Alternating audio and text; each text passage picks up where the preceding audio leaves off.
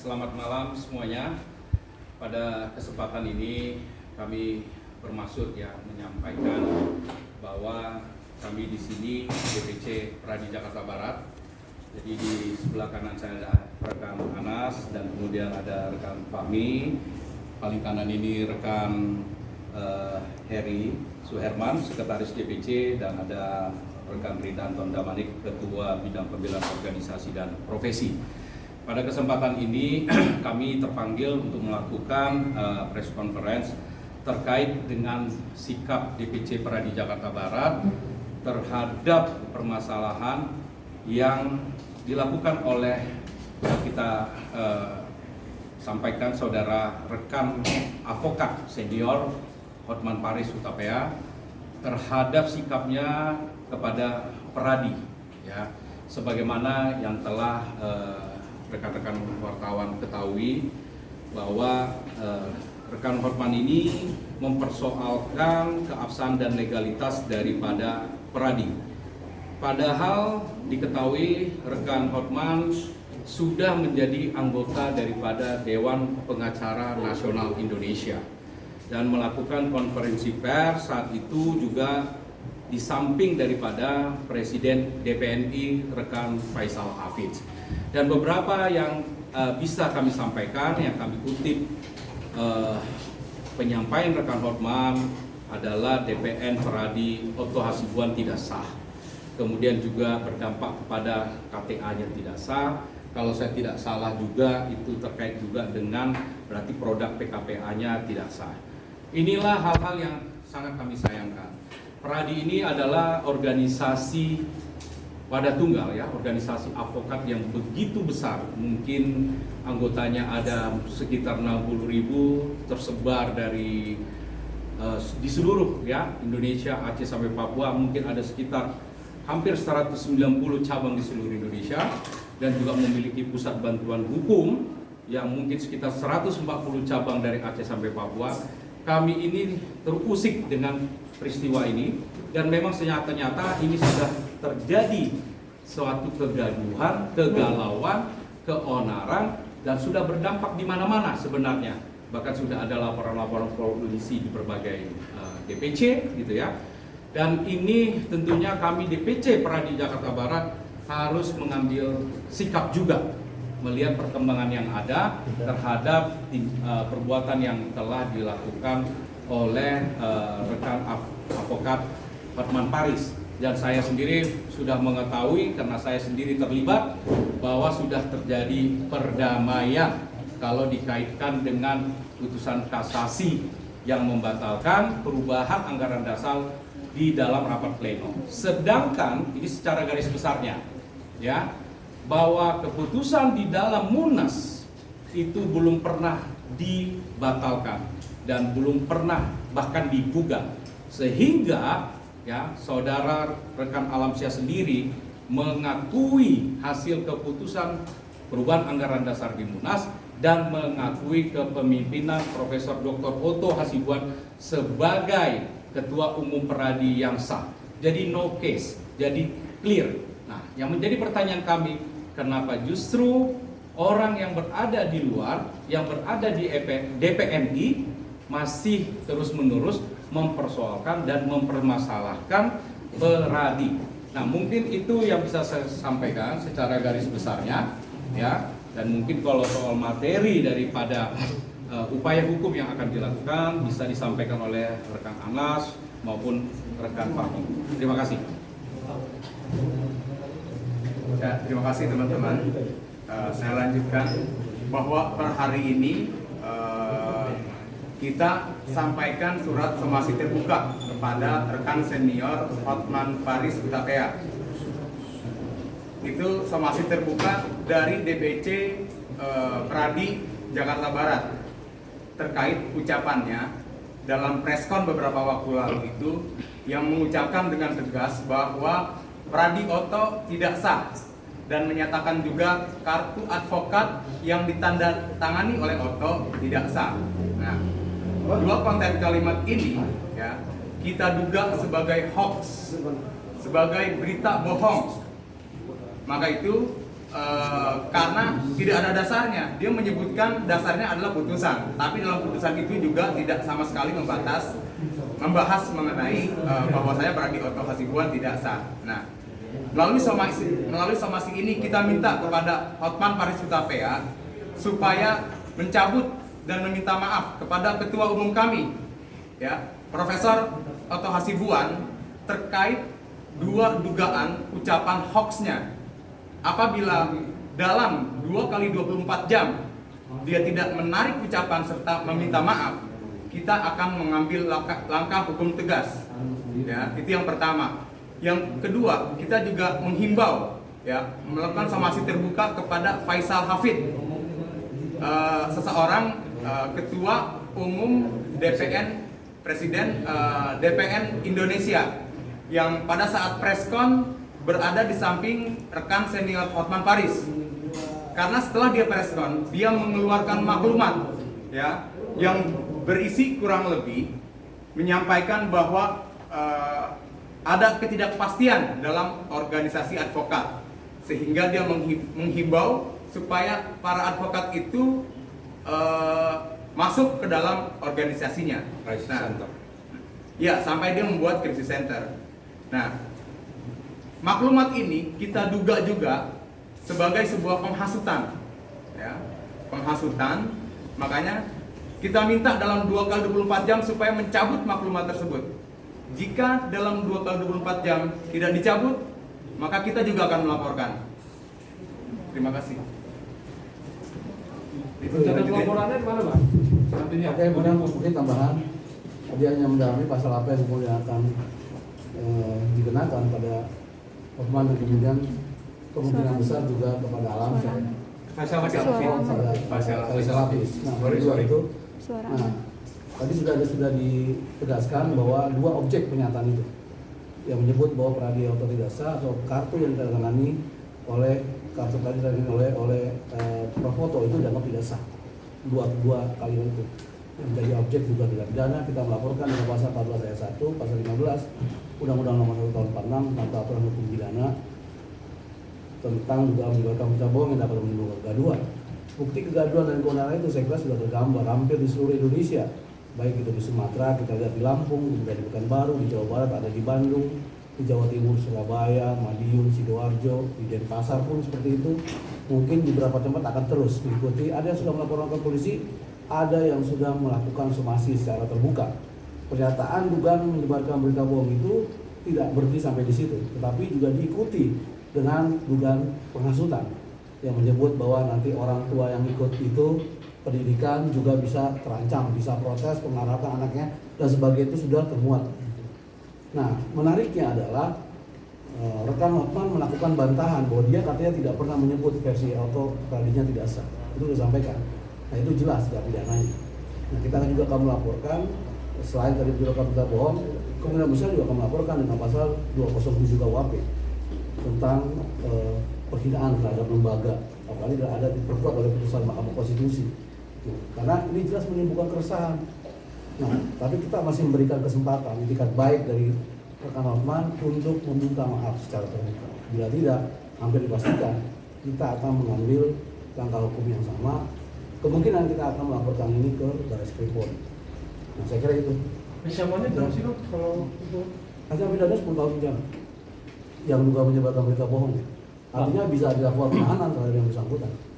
Lihat kasus ini sebenarnya kasus yang tidak jauh berbeda seperti kegaduhan dalam kasus Edi Mulyadi atau kegaduhan yang kemudian terjadi dalam kasus Ratna Sarumpait. Cuman ini terjadi di kalangan advokat yang sudah mereka mendapatkan kartu predikat Pradi dari Otto Hasibuan yang resah dengan pernyataannya. Nah, saya kira itu. Bang, terkait permintaan maaf nanti dari Hotman Paris, kalau seandainya permintaan maaf itu terucap, apakah dari teman-teman Pradi akan mencabut atau berhenti begitu saja terkait permasalahan hukumnya, Bang? Nah, ini Pak Ketua yang tahu, karena Ketua DPC. Ya, ini kan kalau bicara kalau dia minta maaf, kira-kira teman-teman gimana? Dia minta maaf nih, kira-kira ya kan? Jadi kita masih menduga-duga ini ya. Ya kalau dia minta maaf ya bagus.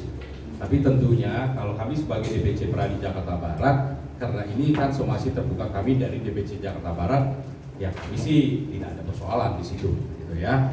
Sesuai dengan permintaan maaf dan mungkin bisa dicek di situ ya, somasi terbuka tersebut. Kami meminta itu adalah di setiap konten ya, konten atau di setiap publikasi yang dilakukan oleh yang bersangkutan maupun di setiap media yang mengekspos ucapan yang bersangkutan. Jadi kira-kira tolonglah gitu ya, di mana saja beliau menyampaikan, karena disitulah sudah diketahui orang yang menyebabkan keresahan kegundahan tersebut ya. Jadi kalau itu bisa dilakukan, ya bagi kami tidak ada masalah gitu ya. Kami terima permintaan maafnya. Berarti proses hukumnya terkait pernyataan hoaxnya itu stop atau gimana? Ya, tentu kan kita berikan 2 kali 24 jam dari sekarang ini. Kalau itu bisa dilakukan, ya kenapa tidak gitu ya. Nah, Berarti intinya ada jalan damai lah nantinya. ya, sesuai dengan somasi kami itu kan ada. Jelas kami katakan tolong di setiap mana, di setiap konten, di setiap media yang dia mengekspos pernyataan tersebut. Pokoknya kami ingin supaya benar-benar stop. Ingat ya, stop. Jangan mendebatkan, mengargue mengenai Pradi. Sama seperti kami tidak mengargue DPNI. Gitu loh. Kan kami tidak mengargumentasikan gitu loh, kepemimpinan di DPNI, kepengurusannya, aktanya. Ya sudah, maksudnya kami ingin benar-benar konsisten, stop gitu. Jadi menarik kembali semua itu dengan meminta maaf, dan setelah itu stop, jangan singgung yang ini lagi, kira-kira apa persoalan ini, nanti setelah itu ini lagi persoalan ini. Ya kita ingin benar-benar tolong dihentikan, dan tentu kami ya tidak akan melanjutkan upaya hukum ya kalau benar-benar di stop. Bang, terkait yang kemarin kan sempat pertama kan soal kode etik Bang ya. Kedua itu statement yang katakan bahwa ini lebih ditekankan perkara yang di mananya Bang? Secara kode etik, secara advokatnya, atau yang statement yang kemarin katakan tidak sah itu yang? Jadi mungkin begini, kalau kode etik kita nggak bicarakan di sini ya. Jadi mungkin rekan paham ini mengenai hoaxnya ya. Baik, kita tegaskan kembali bahwasanya terkait somasi ini tidak ada hubungannya dengan masalah kode etik. Itu adalah ranahnya dari DPR pusat ya. Kita fokus hanya di 2 kalimat tadi. Ketika dia preskon, dia menyatakan Pradi Oto tidak sah dan kartu advokat yang ditandatangani oleh Oto tidak sah. 2 kalimat itu jadi nggak ada hubungannya tuh dengan masalah etik, dengan masalah apa dia yang berkembang tuh soal adalah banyak laporan kode etik. Kita nggak ada maksud situ. Fokus pada masalah preskon dia yang mengklaim bahwasanya Pradi Oto tidak sah. Nah Bang, satu lagi Bang. Kemarin juga Hotman bilang Bang, Pradi rugi Bang, ketinggalan Hotman Bang. Ini tanggapan dari DPC sendiri gimana nih Bang? Jadi gini ya. Iya. Jadi gini ya, kalau kita mau katakan ya, saya juga bingung kalau statement itu disampaikan, karena Pradi ini begitu besar. Ya, Pradi ini wadah tunggal yang sudah berdiri berdasarkan undang-undang advokat. Ya, dari 2003 kemudian 2004 kita berdasarkan akta pendirian, sudah begitu besar kami ini, gitu ya. Jadi saya rasa sih mungkin tidak bisa lah ya kalau menurut saya orang per orang mengklaim gitu bahwa dirinya lebih besar dari organisasi Pradi ini. Jadi saya meragukan kalau untuk bicara soal statement itu. Jangan salah loh, banyak orang-orang besar di Pradi ini. Betul. Jadi yang mana sebenarnya indikatornya? Kalau dibilang kaya, kalau menurut saya banyak sekali yang tidak terlihat, ya, yang menonjolkan diri, yang berprestasi banyak sekali, gitu loh. Jadi Pradi ini ya jauh lebih besar daripada orang per orang. Jadi saya sih meragukan statement itu. Mungkin saya bisa katakan ini in my opinion itu tidak benar. Ya, in my opinion, saya berhak untuk itu. Ya, jadi saya menyatakan pendapat itu tidak benar. Terima kasih. Terakhir Bang, terkait yang kata keputusan itu tidak sah, Bang Oto kan Bang Hotman mengatakan sempat, yuk kita mengkawal bagi yang ingin pindah Pradi ke DPN. Mungkin Abang tanggapan seperti apa? Mengajak senior. Mungkin sama terakhir Pak, Hotman juga waktu itu sempat bilang bahwa Pradi itu organisasi advokat yang single bar. Jadi ada multi bar, jadi memberi kebebasan pada advokat baik untuk berorganisasi atau membuat. Oke, saya jawab ini dulu ya. Gimana tadi pertanyaannya? Bang Hotman mengatakan siap mengkawal advokat muda pindah ke organisasi sebelah. Jadi ya terkait ya dengan dia bikin statement soal perpindahan advokat, kita tadi juga sampaikan kita mensomasi dan menghimbau kepada saudara Faisal Hafid, ya dia presiden dari DPN Indonesia yang saat itu posisinya berada di samping Hotman Paris pada saat preskon. Nah, kita menduga yang bersangkutan karena mengeluarkan maklumat sengaja ingin mengambil keuntungan dari kekisruhan yang terjadi antara rekan senior Hotman Paris dengan Prof. Otto Hasibuan dan Pradi. Gitu. Jadi juga kita mensomasi juga kepada Faisal Hafid supaya dia mencabut maklumatnya. Gitu. Jangan memberikan hasutan kepada para advokat untuk tidak pindah. Gitu. Terima kasih. Selanjutnya. Ya, baik, saya jawab yang tadi ya. Jadi kalau kita mau berbicara yang disampaikan mungkin didengar itu juga dari sang presiden ya. Jadi ada memang ucapan sang presiden DPNI itu mengenai ya faktanya sekarang berubah. Kita kan bicara fakta kata dia gitu. Tetapi kita harus bicara juga secara ketentuan undang-undangnya, secara de jure-nya gitu ya. Bahwa undang-undang advokat itu masih berlaku. Kalau kita berbicara undang-undang advokat itu maka single bar. Jelas di situ, ya. Jadi organisasi advokat itu adalah wadah tunggal. Dan di akta pendirian pertama yang disebut sebagai organisasi advokat itu dinamakan apa? Peradi.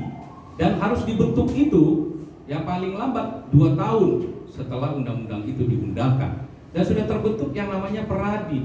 Makanya sampai sekarang peradi yang dibawa ke kepemimpinan Prof. Otto ini nggak ada embel-embel. Jadi cuma peradi aja.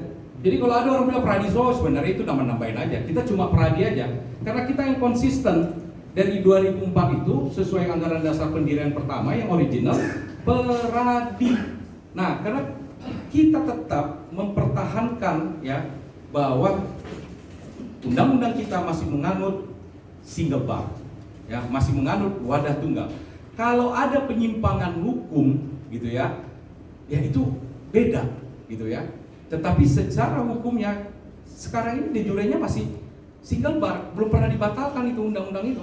Bahkan putusan MK juga masih mengatakan ya single bar, ya. Jadi jelas ya. Oke, kasih. Terakhir Bang, penegasan untuk Bang Hotman terhadap penegasan ke depan.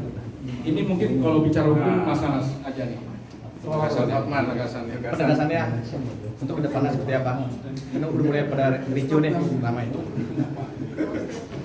Itu ya penegasannya adalah pertama ketika kita memutuskan preskon ini, dan ini bukan yang pertama kali kita lakukan karena di beberapa daerah ini sudah melakukan hal yang sama, somasi terbuka dan kemudian menuntut agar Prof. Hotman untuk melakukan permintaan maaf atas pernyataannya dia yang menuduh bahwa Pradi versi Otto tidak sah dan kartu advokat yang ditangani oleh Prof. Otto itu dianggap tidak sah. Sementara di sisi lain dia sendiri membantah. Kita punya bukti konten itu dibuat. Artinya apa? Dia harus secara terbuka menyampaikan permintaan maaf itu kepada publik, kepada rekan-rekan advokat khususnya. Kalau memang ini tidak dilakukan permintaan maaf secara terbuka, ya, maka kita akan mengambil proses hukum. Dugaan tidak pidana sangat jelas ya, dugaan menyebarkan berita bohong yang dapat menimbulkan kegaduhan itu saya kira sudah tergambar di berbagai daerah. Nah, termasuk dugaan pencemaran nama baik terhadap lembaga, dalam hal ini adalah Pradi. Jadi kita lihat 2 hari ke depan, kalau memang tidak ada itikat baik dari yang bersangkutan, maka kita tidak segan-segan, hampir dipastikan akan mengambil langkah hukum yang sama seperti yang kemudian dilakukan di daerah-daerah. Nah, saya kira itu. Terima kasih. Mungkin saya tambahkan ya, tadi yang terkait tadi. Jadi mungkin sekarang itu kita bisa kualifikasikan memang secara fakta itu ada multibar, tetapi ada 2 kualifikasi ya. 1, Peradi yang lahir dari Undang-Undang Advokat dan organisasi advokat yang lahir dari SKMA 073 gitu ya. Karena berdasarkan SKMA 073 maka diperbolehkanlah ya advokat kemudian ya bersama-sama mendirikan suatu organisasi, dan kemudian mereka ini jadi punya kewenangan padahal tidak ada diatur menurut sesuai undang-undang advokat kewenangan yang diberikan oleh negara gitu ya.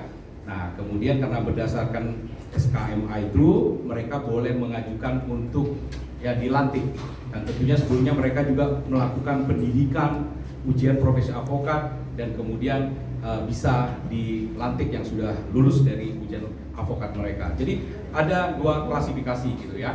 Pradi tetap konsisten mempertahankan single bar, kemudian ada SKMA yang multi bar. Itu ya penjelasan dari saya. Oke, terima kasih ya.